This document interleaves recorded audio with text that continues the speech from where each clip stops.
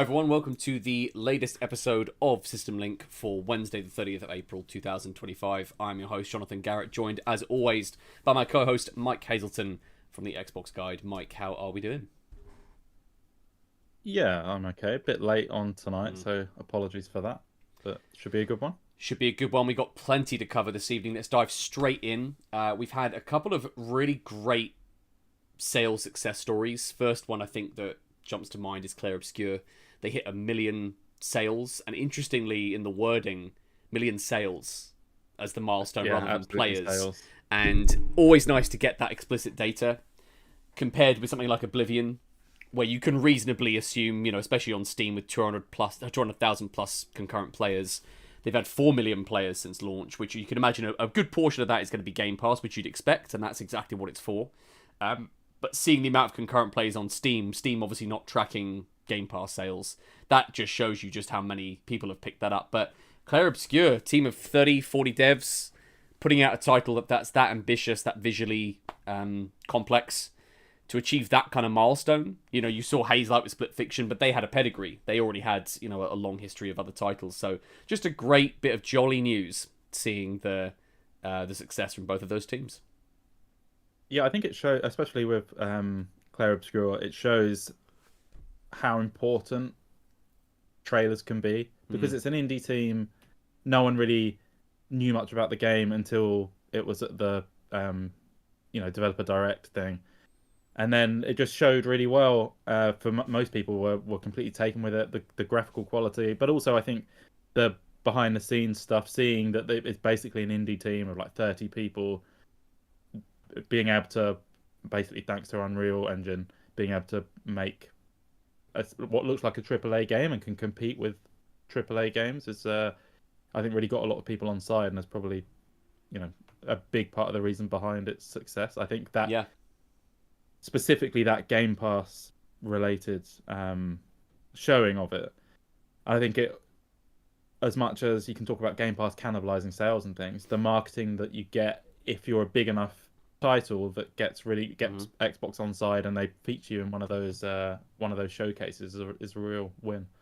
Yeah, and they even saw today the devs talking about how a lot of people are using the fact that it's outsold on PS5 physically versus Xbox as sort of fuel for the viability of Game Pass discourse that seems to come up whenever Game Pass seems to do well. That inevitably becomes the conversation. I've never known more people to be concerned about Microsoft's profitability than since Game Pass became a thing. It's just slightly bizarre to me, always has been. Still, I think for reasonable people, an interesting conversation, and it is nice to get a little peek behind the success of some of these titles and where they're at. But I also think, and given this dev that was saying, we're very happy that it's on Game Pass. You mentioned discoverability. That's the big advantage. We had the Descenders dev talking about how when they added the game to Game Pass, their sales actually increased on other platforms because it was giving people a chance to dive in, sort of low stakes, no barrier, and then getting friends to try it out because of that method.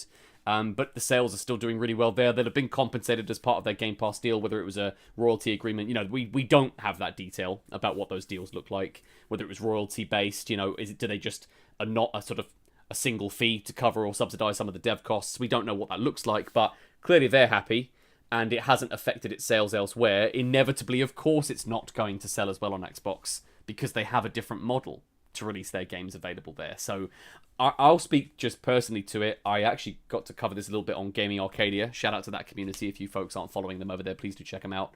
I didn't have much of an interest in Clair Obscur from its first showing. I was quite dismissive of it, I think. Just given the genre, I'm not typically a fan of turn-based games. Any games with sort of like exaggerated damage numbers don't tend to sort of catch my attention. And just steadily, more and more, when we saw a little more snippets of it and how polished it was, and obviously seeing the response now is undeniable. I'd like to put it into my sort of summer plans when it's traditionally quite a light, lean period. Yeah, I mean it's had incredible reviews. I played it a couple of hours last night because I wanted to be able to talk about it on the show, and I just finished South of Midnight. So I was kind of had a gap, as much as there can be a gap when you've got so many games to play. Um, and yeah, I was really it really struck me how story focused the game is. I mean, the opening 45 minutes maybe it's almost a walking simulator, just talking to people. The voice acting is really good. Graphically, look like at times looks amazing. There's also a lot of like post processing. Like I felt this in the trailer. It looks really saturated and insanely blurry. Like once you get past a certain depth to the image. But it's kind of a stylistic choice, but I think also necessary so it can carry the graphics off. The character models are really nice. And yeah, I've basically just got as far as when you get into your first proper combat. And the combat systems are really quite complex, even compared to some other popular turn-based games. I mean, I played a lot of Metaphor last year, and the UI in combat looks a lot like Metaphor. It's got all those really dynamic UI, and the music really kind of reminds me of Metaphor and Persona. So really, yeah, definitely check it out, even if you don't have any skin in that genre. They do a really good job of having like action game elements. You have to dodge and parry in real time, even though it's turn based. And there's like shooting in the combat as well, which is you're kind of aiming to do the shots. I think if you don't like turn based games, ultimately that will be a sticking point. But it's kind of a nice blend between the two. I have a history of some rashes against certain genres. It's interesting you mentioned about it being turn-based. Medieval games and turn-based games always used to really put me off, as well as puzzle games. And I've now played enough things that 2 of those 3 genres are now not rashes for me that I have problems with, which is turn-based and medieval titles. So I don't have any particular problem. It was actually the South Park games that got me onto turn-based combat, and I really, really enjoyed them. So I realised that as long as and it's what helped me sort of discover my compass, my preference, which is as long as I've got a good story to hook into, and it feels good to move around the world, then I'm fine. Then I'm in. I'm happy. The story is incredible.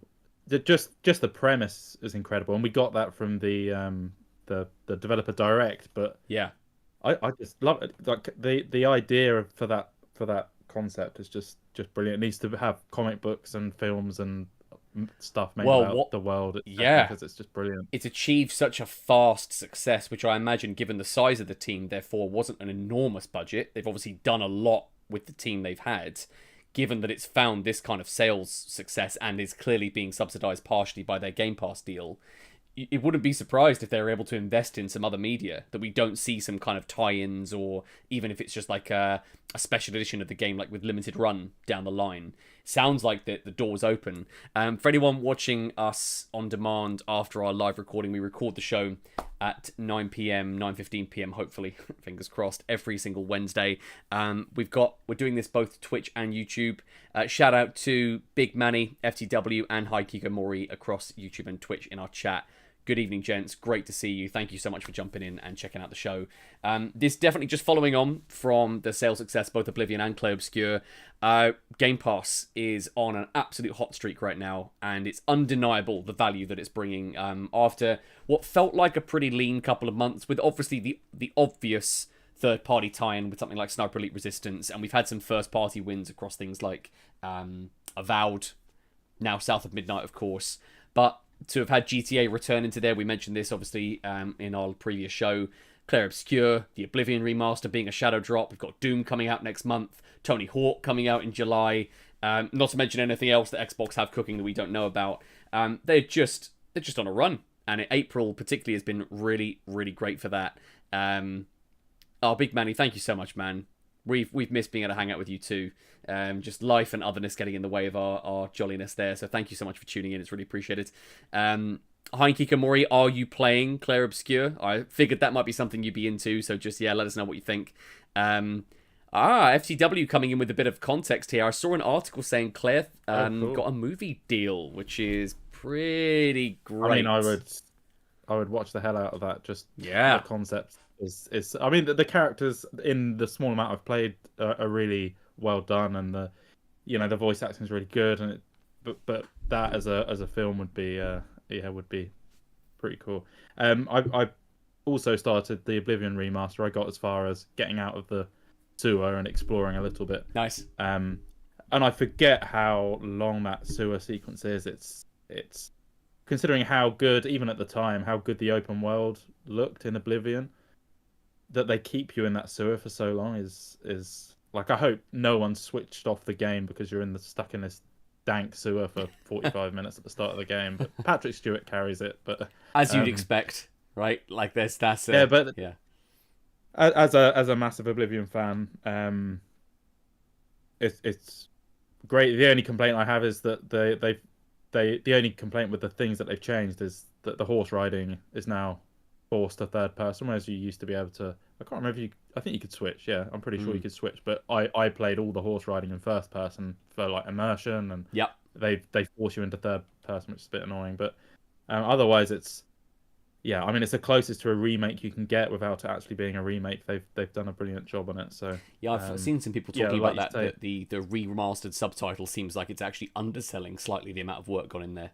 Yeah, I don't know what else they could call it though, because a remake would be slightly disingenuous. But with that and Clair Obscur alone, April's been crazy. So I've got a lot to play. Yeah, for sure. It's going to be 5 when I do my review of it. No spoilers, but it's going to be 5-star for sure. Absolutely. I mean, the variation alone across South of Midnight, the Oblivion Remastered Edition, and then Clair Obscur is nuts. And then in like 2 weeks' time, we're getting Doom. So that's just fantastic. And we'll be then re-rolling into June with the Summer Showcase. Xbox always have a tendency to either have a really short turnaround on a release date or a shadow drop of some kind into Game Pass. That would not be an unreasonable expectation for them. Heinke Kikamori on the Twitch chat just mentioning he's been listening to the soundtrack from Clair Obscur and really enjoying that, saying it's a masterpiece. So that sounds awesome. Great. Brilliant. We've got sort of a couple of quick headlines, some jolliness, and also some unfortunate news. Splitgate 2 is going to be returning with open beta right before my birthday, actually, day before my birthday, May 22nd. We had a blast with Splitgate 2, and that's something I think we probably end up streaming that, I think, on a Burly Bird Live on a Saturday. That was awesome, how they've evolved that game, made it feel really slick, and it was so polished with like the upgrades and everything. It just really, really interesting, that game. I think we have actually streamed it, I think, already. I think we've done that once. So that's definitely going to be coming up on the list. Did you see they've got a map editor in as well for the beta? No, that's awesome. Didn't know that was a thing. Really. Yeah, in the trailer it's like 15 maps and then it crosses out and says infinite maps and it's got a bit of a map editor. So I love a bit of that. Yeah. I love tinkering. That's really, really cool. Game with passion. Just mentioning in the chat. Generally not a fan of turn-based games. I've never finished one, but really loving Clair Obscur. So that just tells you, could be the one to break down some barriers there, and it's definitely going to be the thing that might get me involved too. Big Manny shouting out, Night Rain, only 30 days away, pre-order already locked. That might be my first Souls game that I actually like, because I've tried Bloodborne, tried Dark Souls, never really got into them, but the idea of co-oping it, definitely something that is something I'm keen to explore for sure. FTW just doing a little bit of a live fact-checking for us again on that Clair Obscur movie adaptation. Just looked it up again. Story Kitchen, who co-founded by... Story Kitchen, who were the producers of the Sonic the Hedgehog movie. So they've got experience with video game adaptations. They got the rights to the movie deal. And also, just shout out to the fact that Sydney Sweeney is going to be playing one of the characters in Split Fiction. So I just thought I'd throw that in there just for fun. She's hot. Another couple of quick little headlines here. The Borderlands 4 release date's actually been moved forward. There's been a bit of speculation around whether that's going to be to accommodate for GTA. Both, correct me if I'm wrong, same publisher. I believe it's 2K or Take-Two. I forget what the ownership is there. But did wonder if there'd been a little bit of wibbling. They've just said that it's ready. But I did wonder if that might be some preempting. For sure. I saw Randy came out and said, like, absolutely it's not for GTA, but then obviously he can't say he's not going to say that. Yeah, GTA. Yeah, because he'd be leaking it, which would just be insane. Switching gears, some really unfortunate news. I always hate having to read about this, but it is important to cover. There's been some quite significant layoffs at what I thought was a locked studio, Respawn over at EA. Just over 100 devs have been affected. Across a couple of different incubated projects, there have been rumours going around of a Titanfall 3, of a Titanfall extraction shooter, of some kind of battle royale, but stripping away the Apex characters, making it more about Titanfall. Been a few of those rumours have been circling for most of this gen.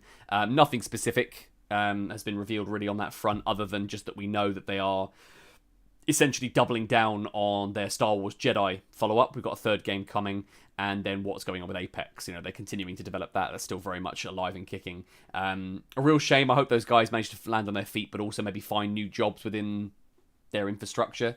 But always a bit of a shame when you read stuff like that. I mean, it's like, how much more successful does a team need to be able to retain its staff? And also, crazy. I get, they must have been working on internal projects that they've assessed and decided aren't good enough to turn into retail products, and then they've had to let the teams go. And I guess that's the way they're set up. But but it's bizarre. the idea they must have brought in so much money. Yeah, that the idea that something like Apex, which must be generating them a fortune, we've seen it in their financials, but Apex and then the Star Wars Jedi games, which sell brilliantly well, just had a last-gen port as well. So they've got, they're multi-platform, they're cross-gen.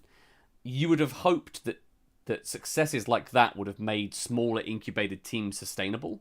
That even if their project didn't then pan out and was assessed not to be viable for development, that they could have then been reassigned within their infrastructure. Just seems really bizarre that they didn't have the capacity to do that. When we've seen, I mean, Microsoft obviously have the money hat, so there's a slightly different scenario there. Maybe the comparison isn't necessarily accurate, but we've seen Microsoft teams in first party in multiple instances be split into multiple splinter groups, that there's funding and management of those teams allowing them to have smaller projects on the go. I mean, the classic is Obsidian. I cannot believe they're releasing Avowed and the Outer Worlds 2 in the same year, having really and truly not been that long off of both Grounded and Pentiment. Yeah. I mean, what a studio MVP for Xbox this generation, no question. So yeah, really just a real shame that they haven't got the infrastructure or the support to do that, and whether that's just sort of a classic big publisher just being cutthroat, not willing to continue exploring those research projects. We don't know really what the scoop is there. It is a shame that they haven't been able to find a way to keep them on. I can kind of see why EA would be reluctant to back another Titanfall game. As much as like hardcore gamers really want Titanfall, they've never sold that well. No. So it would be difficult to put like hundreds of millions of dollars behind another Titanfall game. But you'd think there would be something. I mean, they obviously backed Apex Legends. Which is set in the Titanfall universe, and they've filled it with references to that game. So given the success that Apex has now found, you launch a Titanfall spin-off off of that ties in with Apex. You kind of flip that around. I feel like they've got themselves a gift they could give themselves there. But then again, they've clearly done the incubation. It hasn't worked out. They've obviously market tested it as well, and it's not something they think is viable. So yeah, I mean, if it was an extraction shooter, we could see how Marathon has. Well, obviously it hasn't landed yet, but the sentiment is really negative. There aren't that many people playing it in I think it's a beta at the moment. It seems unlikely that Marathon's going to land and do crazy numbers. It's just people are very negative about it already. So whether I mean, you feel like a decision like letting 100 people go isn't going to be that knee jerk to another game, but you would be. It wouldn't be the best decision. It'd be risky to back an extraction shooter in the current climate. I think that's going to cost a lot of money to produce. But then if we look a bit beyond just that specific genre, expanding that into live service, look at Concord, look at the way that title panned out. It's wading into a much more, like Marathon coming in as an extraction shooter is wading into a very, very densely populated market. Any game that has some kind of live service component to it in some form is now going to be competing with a much broader pool of titles. So it's tougher for them to justify, I think, the investment there, especially if there isn't an audience that it's clamoring for it. Well, we've said before the teams. It's hard for big teams, but they just need to work within their means. So FGW says loved Titanfall 2 campaign, which was brilliant and reviewed incredibly well. So they need to look at what Titanfall 2 did, how many it sold, and then make sure it doesn't cost them more than that to make the next Titanfall and game. release if that's not feasible, then obviously they can't do it. But you think do a Game Pass deal or something, and get your You already Yeah, have you've got EA half the Play. development cost covered. You've already Yeah. got EA Play in there with the Ultimate deal. They've already got that connection. The idea of them piggybacking off of Apex's success, because you could do tie-ins, you could advertise the game within Apex. It becomes a narrative event. Exactly. There's a lot of scope there if they were willing to invest, and Yeah. that's where you then look at also. I think, given how crowded that marketplace is, you got to have something unique. You got to have the hook now, especially when you're sort of pitching what seems like a bit of a reactionary fad. You know, sort of like the extraction shooter, it being live service. We've seen just as many failures as we have successes in that space because it's so competitive. It's actually where I think I've got a good feeling about games like Rematch, which isn't, I know it's not live service, but it's a multiplayer only game, budget price, and FBC Firebreak, because they both have something unique. They have a bit of a twist to them. Rematch obviously being, you know, a very different kind of football arcade experience than anyone's typically used to with FC and Pro Evo. But then FBC Firebreak being a spin-off of Control, making it first person, having it be co-op, having it be sort of like slightly more outlandish and a bit more exaggerated, that they've got some unique flavors to them that I think will find an audience. Plus, they've been released smartly. Both Rematch and FBC Firebreak are either launching day one to Game Pass, and in FBC's case, it's going to be a PlayStation Plus day one as well. Instantly, and at a budget price. I kind of feel like that it's a bit like what happened with Knockout City. I know that game eventually went free to play, but initially at launch, you could buy it at a budget price or get it on EA Play. So there was a really nice, I think, low barrier to entry that still protected their bottom line. They were still able to do a deal, and I think, given what we're going to talk about with Remedy in a moment, it's really, really, that's the creative way, I think, to smartly launch those games, much like Helldivers 2, much like Split Fiction. They've come in at a budget price, they found an audience. Yeah, I think as well, Rematch and Firebreak are relatively cheap in the scheme of things Yes. to develop, and that's quite key because it's a much lower risk to, it doesn't necessarily meet expectations. But also something like Rematch, they can probably be pretty sure from playing it themselves, like if it's going to be good or not. And probably Clair Obscur similarly, people that have seen that game quite early will have known they've got a winner on their hands, which is probably why Game Pass and Microsoft got on board with it. But it's harder for something like Titanfall. People expect a certain level they expect single player, multiplayer, graphical fidelity. Yep. The campaign particularly. That campaign, even if it's short, that needs a budget. You know, they're not putting any effort into any kind of Apex narrative stuff. There's no single player component to that, so that is an investment. So I agree. I think it's definitely a bigger ask for them, but then a smaller project that, much like FBC and Rematch are going to be in terms of the development cost and the scope of what those games are, a smaller an episodic Titanfall game that released sort of a couple hours or something that was disruptive and different that could tie in with Apex. I just think it's a missed opportunity. There's a clambering from that hardcore fan base. You've got a very energized group of players playing Apex. That's a match made in heaven, but they've crunched the numbers and clearly it doesn't work. Yeah, I don't want to labour the point, but I think the safe way to do it is to make an Apex spin-off that's a paid title, and see how that does, and have it, like you say, a proper tie-in with Titanfall, yes. And test the water to see if that Apex community is actually ready to spend to buy, even if it's a budget price, a premium. Premium. Release. Absolutely. Couple of bits of jolly sales news which kind of offsets our sort of unfortunate news about these layoffs.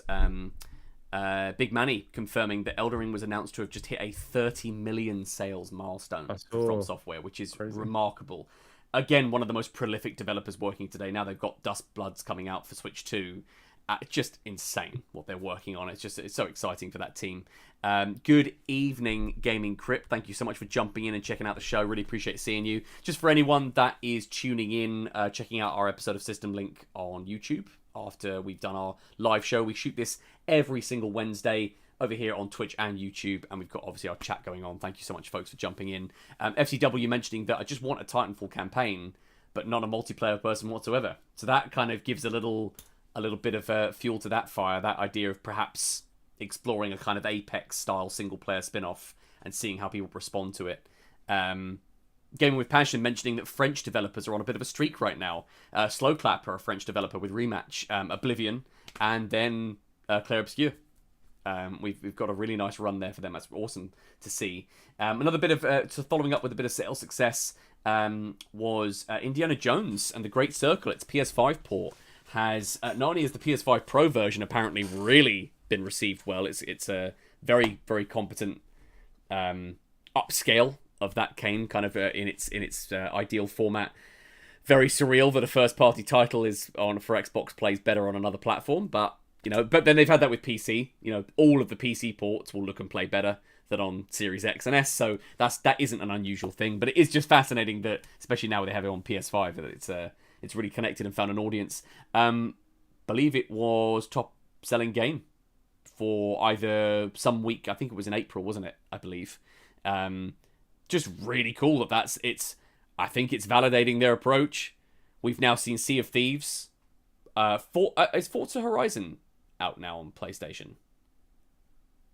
Good question. I think I've seen sales figures for it. Yeah. You got Forza now, Sea of Thieves, and Indiana Jones. It's validating their approach just from a revenue perspective. It's getting the games out there. People are responding to it. They're not console warring by ignoring it on that platform. There's none of that nonsense going on. And if it is, it's people sort of a loud minority yelling about it on Twitter. It's clearly connecting. This approach is working for them.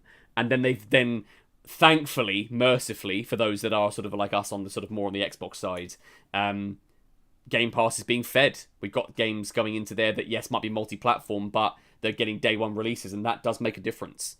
Certainly it's making Xbox seem, with its momentum with Game Pass, with its success with its ports, and the excitement around their showcase, it's just nice to have some positivity around that platform when there's been so many justifiable criticisms of their approach, especially with their marketing and everything.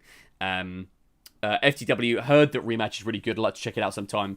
I got a chance to get into the last beta and had a blast. I've had real hankerings for just playing it, and despite the steep learning curve, I'm loving it. It's great fun. So FTW also mentioning that even though Indie was fun, he'd really like another Wolfenstein. I'd be so up for another Wolfenstein, especially if it was co-op, because I think the co-op one was actually really good fun. We had a good few hours in that. So yeah, absolutely, they're on a bit of a hot streak right now, doing really well. Slightly unfortunate bit of news, which actually is a bit odd, was coming out of PlayStation now, though, was the confirmation that Resistance Fall of Man, Resistance 2, and Infamous Second Son are all being taken off the platform completely, because PlayStation Plus was the only way to actually access those games. And that is really odd to me. I don't know what the deal is with that. Isn't it? Yeah.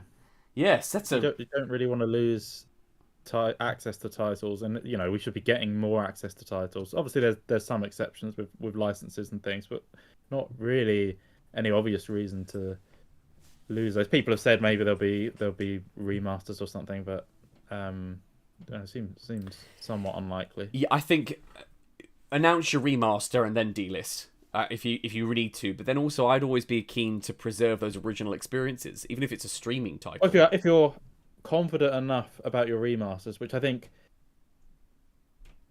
when you have Oblivion and you see it's taken them 4 years perhaps to do, and it's basically as close to a remake as you can get, and then you have remasters which are in some cases just upscaled versions of the original with better frame rates. There's a big scale of quality on remasters, and I think if they're not enough of an improvement, then they have to basically delist the original, because there's no point. It's like where we've had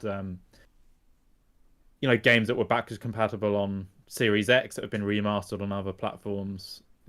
Basically on Series X you could play the remastered version anyway, because you had the frame rate boost. The FPS boost, didn't you? Various... Just a really sort of worrying precedent that this sets about game preservation, and it's opened up, I think, some reasonable skepticism to their approach. And if it is in fact leading to a remaster, I would always sort of champion those classic experiences, especially when they know they're not being playable natively on the platform. You're just offering them as a streaming option as part of PlayStation Plus Premium, the highest tier. So just let people have access to it. Yeah, it's bizarre. Would love to know what the justification is for that and whether that's even been announced as part of the press release there or any other confirmation. I don't have that detail. Good to know, by the way, Gaming with Passion. That's going to pop up in community games because on Go Over It Gaming Arcadia, please give those guys a look, folks, if you aren't already in that community. Definitely going to be checking that out. If there's some Friday night rematch community games going on over on Arcadia, the old Teat over here from Burly and the Teat's going to be popping up. I'm just worried about the launch because I'm definitely going to play it because I love Rocket League and I love football, and so it seems like a great combination. But you're going to have the edge because you've been in the beta. I've been cooking. I'm looking forward to that. Yeah, I've been cooking. Yeah. So something we thought we could wrap up our show this evening with is some really great news from a developer that I have often cited as being one of my all-time favorites. Remedy gave their latest financial updates recently, and Alan Wake 2 has just passed the 2 million sales milestone, which for a game that was with an IP that was largely it had a sort of cult status around it, but it wasn't like people were clamoring for an Alan Wake 2 when it first was announced. And then suddenly it came in, survival horror, really polished, it reviewed well, and now is fully profitable for them, which is really exciting. They've come off the back of the DLC and the physical editions. They've also confirmed that FBC Firebreak is on track for its launch, coming out, I believe, June sometime. I think it's coming out very soon. I think so, yeah. And is going to be Remedy's first self-published game, which is really great for them. So in terms of it being a challenge, it's going to be, in terms of their infrastructure, it's going to be a very new thing for them to have to consider, but really exciting to see that developer start to spread themselves out a little bit.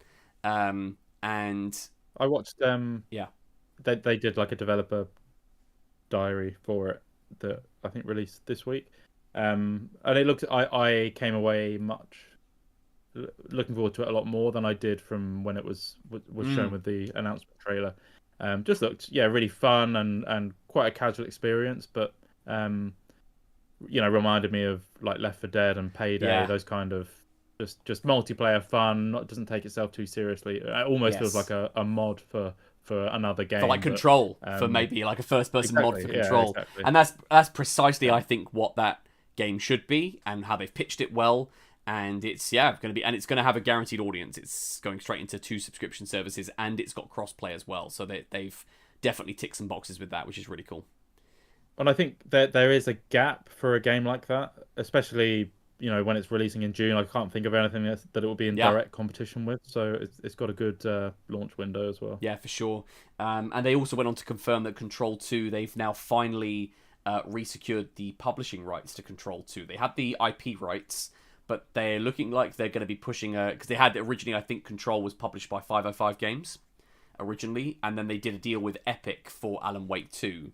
They have the IP rights they bought back for Alan Wake from Microsoft, so there's been a bit of wonkiness, and they've had to spend quite a bit of money. Remedy's been in the red for quite a while, and now is after the sort of long-term sales success of both the first Control and now Alan Wake 2, plus its DLC, they're now in profitability again, which is really great for them. And just as an independent team that's really scaled up their operation, it gives me hope, and also proving yet again that individual quote-unquote indie devs, they are independent, so they do count. They're obviously very much scaled up.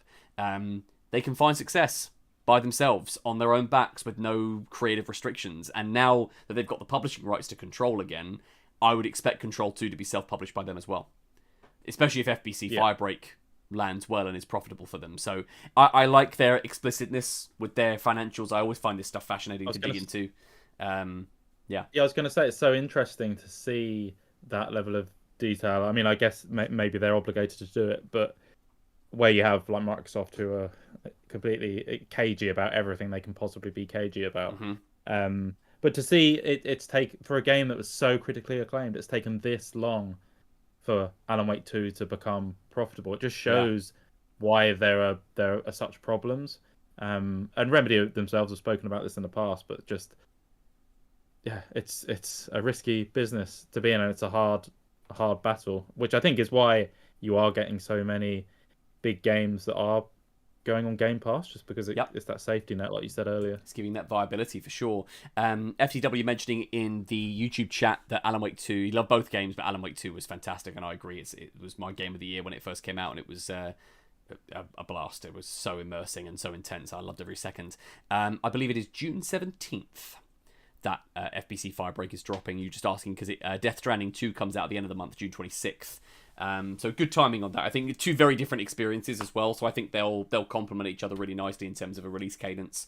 That will about wrap it up for the latest episode of System Link. You can find us on all of the things at Burly Bird Media. That is Threads, Instagram, Facebook, YouTube, Podbean, and Spotify for all of our shows. And you can also find us in our Discord as well. Please jump in, join the conversation. It's always a pleasure seeing everyone interact in there. Shout out. I've done it about 5 times already in this podcast, but I do want to give a shout out to the Gaming Arcadia crew. Not only you folks coming in and supporting us from there in our chat, but that community has been so welcoming to us and so open to having myself appear on their Roundtable podcast, and we're just really grateful to be sort of linked, even in loose terms. We're linked with Arcadia, and it's just a great place to hang out. But do consider jumping into our Discord here at Burly Bird Media. We've got lots of jolly conversation going on and plenty of fun stuff coming up soon. Mike, where can people find you? I'm at theXboxGuide.com. I will be doing a review of the April Game Pass lineup, but I've kind of ruined the score already. So check it out. And at the Xbox Guide on Threads and Blue Sky. Lovely. Folks, we hope you all have a lovely rest of your evening if you're joining us here live on YouTube and Twitch. And thank you again for those of you checking this out on YouTube and Podbean. If you're coming into the podcast, checking out System Link from our video on demand version, we do appreciate any and all of your support. And folks, we will see you next time. See ya.